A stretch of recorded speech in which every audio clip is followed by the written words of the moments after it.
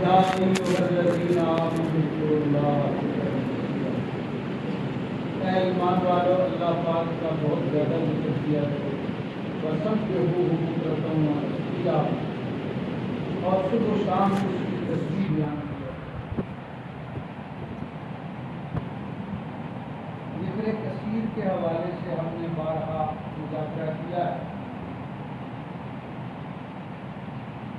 ایک سادہ مفہوم کو اس کا یہ یاد رکھنا چاہیے کہ ہمارا اگر زیادہ وقت اللہ تعالیٰ کے ذکر میں گزرے، اللہ پاک کے مبارک ناموں کے ذکر میں، کلمہ طیبہ کے ذکر میں،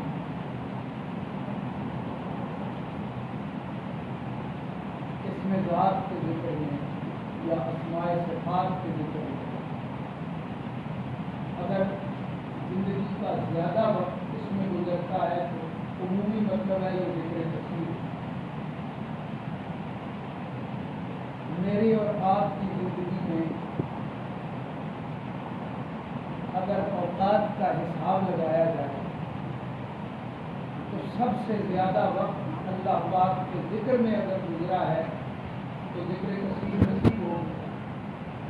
یہ سادہ مفہوم ہے، لیکن پھر اس میں یہ پہلو بھی ہم نے سمجھنے کی کوشش کی ہے کہ اہل دل کے ہاں، اہل نظر کے ہاں، ائمہ دین کے ہاں ذکر کثیر ایک کیفیت کا نام بھی ہے، اور وہ کیفیت یہ ہے کہ انسان کے بدن پہ، دل پہ، دماغ پہ، ظاہر اور باطن پہ جو چیز سب سے زیادہ اثر انداز ہو وہ اللہ پاک کا ذکر، اللہ پاک کی یاد، تو یہ ذکر کثیر ہے۔ یعنی اس کے دھیان میں اللہ رب العالمین کس قدر بسے ہوئے ہوں، اس درجے میں کوئی اور شے نہ ہو، اس کے دل میں جتنی اللہ رب العالمین کی یاد اتری ہوئی ہو تو دل میں اس کے سوا کوئی اور شے اس درجے میں نہ ہو، اس سے کم ہو، اس کے برابر یا زیادہ نہ ہو، تو وہ کہتے ہیں کہ یہ ذکر کثیر۔ اور اہل سلوک کے ہاں بھی ایک کیفیت بنتی ہے، جیسے اللہ پاک کا ذکر مشائخ شروع کراتے ہیں توبہ کرانے کے بعد، یعنی اس میں یہ بات بہت سمجھنے کی ہوتی ہے۔ ہماری یہ جو مجالس ہیں، ان مجالس میں ہم حقیقت میں اللہ پاک کا ذکر سیکھنے کے لیے اکٹھے ہوتے ہیں، تو لہذا اس بات کو سمجھنا بہت ضروری ہے کہ وہ سبق شروع کراتے ہیں تو اس سے پہلے توبہ، جس کو بیت کہہ لیں، کچھ کہہ لیں، تو یہ جو تعلق قائم ہوتا ہے اس میں سب سے پہلا کام جو ہے وہ توبہ۔ آپ دیکھیں نا، مشائخ پڑھاتے ہیں سب سے پہلے کہ لا الہ الا اللہ محمد رسول اللہ، یہ توبہ ہے کفریہ عقائد سے، شرکیہ عقائد سے، الحاد والے ذہن سے، منافقت والے ذہن سے، جو منافقت دین کے حوالے سے، تو یہ بھی ایک توبہ کا طریقہ ہے۔ پھر توبہ کراتے ہیں باقاعدہ، تو کہو یا اللہ میں نے توبہ کی کفر سے، شرک سے، گناہ سے۔ تو توبہ سے یہ کام شروع ہے۔ اس کا مطلب کیا ہے؟ اس کا مطلب یہ ہے کہ اللہ پاک کا ذکر اس شخص کو صحیح معنوں میں فائدہ پہنچائے گا جو برے عقائد اور برے اعمال سے پہلے تائب ہو جائے۔ اس کی مثال اہل نظر سمجھاتے ہیں دیکھو کوئی اچھی چیز اپنے برتن میں ڈالنے کے لیے پہلے برتن کو دیکھا جاتا ہے. جس برتن میں دودھ ڈالتے ہیں پہلے اس برتن کو دیکھتے ہیں کہ وہ دودھ ڈالنے کے قابل ہے یا نہیں. دودھ تو دودھ ہے. آپ کے پاس خالص دودھ ہے جو ملنا آج کل کافی مشکل ہو گیا ہم مسلمانوں کو.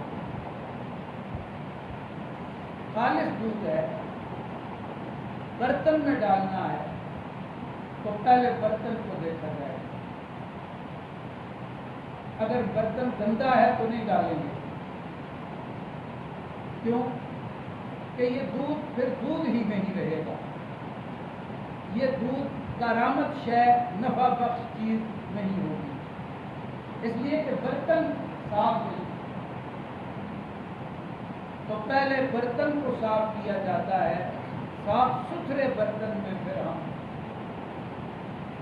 دودھ ڈالتے ہیں.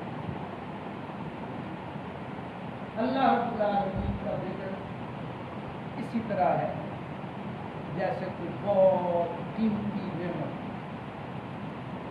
اور سب سے قیمتی والا ذکر اللہ اکبر سب سے اوپر. تو دل ایک برتن ہے, پیالہ ہے. اگر وہ صاف نہیں ہے تو یہ ذکر کا دودھ اور شہد اس میں ڈال دیں گے تو اس کا صحیح معنوں میں فائدہ نہیں. تو توبہ سے دل کا برتن صاف ہوتا ہے. جس طرح پانی سے مانجنے سے ظاہر کا برتن صاف ہوتا ہے تو توبہ سے انسان کا جو وجدان کا پیالہ ہے وہ صاف ہوتا ہے. تو پہلے توبہ یہ ضروری ہے. اگر ہم نے گناہوں سے, برے عقائد سے اور برے اعمال سے توبہ نہیں کی تو ذکر کا صحیح نفع نصیب نہیں. ثواب مل جائے گا, نفع نصیب نہیں. توبہ کر لی, برے عقائد سے توبہ, بدعملی سے توبہ, اور اس کے بعد ذکر شروع کراتے ہیں. تو کہاں سے کراتے ہیں؟ پہلے کلمات دیے جاتے ہیں. یہ کلمات آپ نے کتنی مرتبہ روزانہ پابندی سے وقت مقرر کر کے یہ پڑھیں. پھر یہ جو ہم سبق شروع کرتے ہیں 12 تسبیحات جو مجلس میں جن کا ذکر ہوتا ہے, تو یوں سمجھ لیں کہ باقاعدہ سالک کے لیے, ذکر سیکھنے والے کے لیے یہیں سے سبق شروع ہوتا ہے. یہ شروعات. پھر جب سبق کا اختتام ہوتا ہے تو اس وقت ایسی کیفیت بن جاتی ہے ذکر کرنے والے کی کہ اس کو اپنے سر کے بالوں سے لے کے پیر کے ناخنوں تک پورا بدن اللہ کے ذکر میں مشغول ہوتی ہے. اور وہ واقعی مشغول ہے. سر کی چوٹی سے پیر کی ایڑی تک اللہ اللہ ہو. اب یہاں پہ پھر جو قابلین ہوتے ہیں وہ کہتے ہیں آپ کا جو ضروری سبق تھا وہ پورا ہو. اس کے بعد کی جو ہدایات ہیں وہ الگ ہوتی ہیں. یہ ایسا معاملہ تو نہیں ہے کہ بس ایک محدود سبق لے کے چھٹی ہو گئی, ایسا کام تو نہیں. لیکن جو ترتیب کا سبق ہوتا ہے وہ اس کو پورا ہوتا ہے. اس کو وہ ذکر تسلیم کرتے ہیں. جب ذاکر نے, ذکر کرنے والے نے توبہ کی تھی اور پھر لا الہ الا اللہ سے سبق شروع کیا تھا اور پھر وہ اس درجے تک چلا گیا ہے کہ اب اس کا پورا بدن اللہ کے ذکر میں رہتا ہے. بدن کا ایک ایک حصہ اللہ تعالیٰ کے ذکر میں مشغول ہے. زبان خاموش بھی ہے تو اعضائے بدن سے اللہ کا ذکر جاری ہے.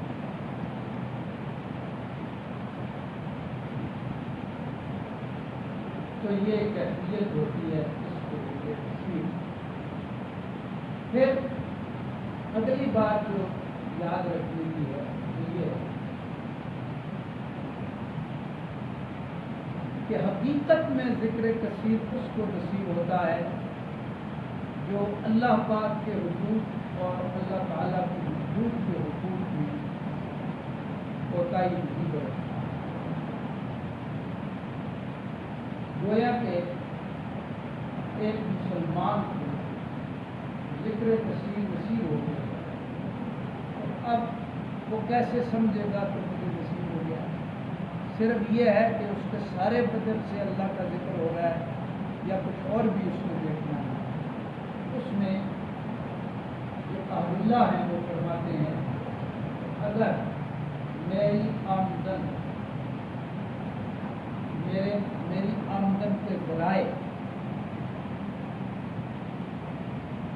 سورس آف انکم وہ صاف نہیں تو مجھے کبھی بھی ذکر کثیر نصیب نہیں۔ میں اگر لین دین میں چھوٹا ہوں، حساب کتاب میں ڈنڈی مارنے والا ہوں،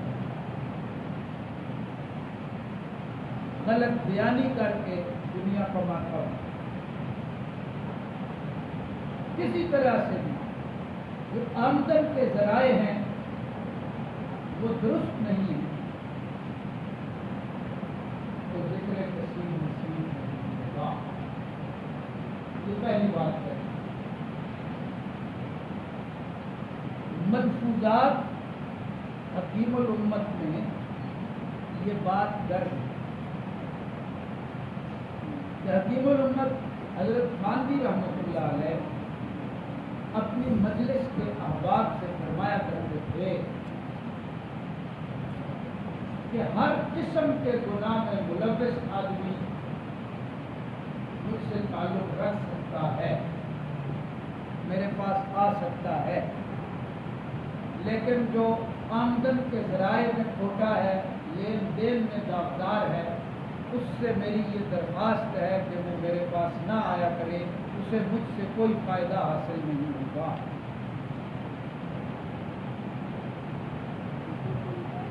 یعنی اس کی کیسے اصلاح ہوگی؟ جس کی کمائی میں حرام شامل ہے اس کی تو اصلاح نہیں ہوگی جب تک کہ وہ اس کو چھوڑنا ٹھیک نہ کرے۔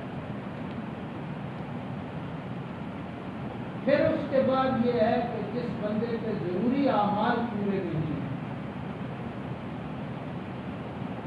مثلا نماز، فرض نماز پوری نہیں ہے، ضروری نماز پوری نہیں ہے، زکوٰۃ میں کوٹا ہے، رمضان المبارک کے روزوں میں ڈنڈی مارتا ہے، حج بیت اللہ شریف کے قابل ہے لیکن نہیں کر رہا، وراثت کی تقسیم میں بہنوں کا حصہ مار کے بیٹھا ہوا،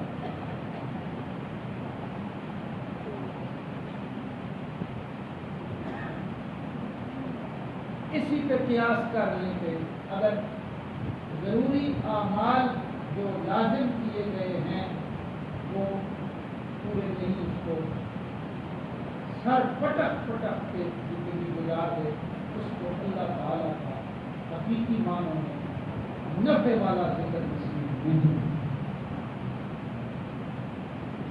یہ نسخہ کیمیا دلوں کو بدل دینے والا، حالات کو سدھار دینے والا نسخہ ہے، لیکن اس نسخے کی جو احتیاطیں ہیں، جو پرہیز ہے، وہ شرط